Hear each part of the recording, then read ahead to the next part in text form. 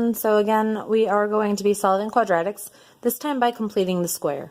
So it's typically sort of in standard form where you have ax squared plus bx plus c, but this time we're going to move c to the other side, and we want to find a number or a value that's going to give us something so that we can factor this part here into a perfect square.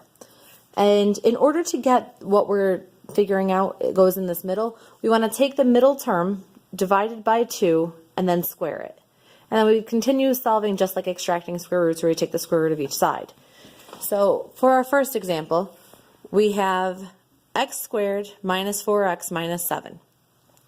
We want to move the 7 over to the other side. That's my first step. So x squared minus 4x plus something is equal to 7 plus something. Well, in order to figure out what that perfect square is, I want to take the middle term, which is this negative 4, and then I want to divide it by 2 and square it so that you get a positive 4. 4 is the value that's being added to each side. That allows us to take this equation here and to nicely factor it to be the same value. So x minus 2 times x minus 2, and on the other side it equal 11. Well, x minus 2 times x minus 2 can be written as x minus 2 squared, because there's 2 of those quantities. And I take the square root of each side, remembering that when I do take the square root of each side, I have to have a plus or minus. So x minus 2 is equal to plus or minus the square root of 11. When I add 2 to each side, I get 2 plus or minus the square root of 11. For example 2, same idea. So 2x squared minus 12x is equal to 14.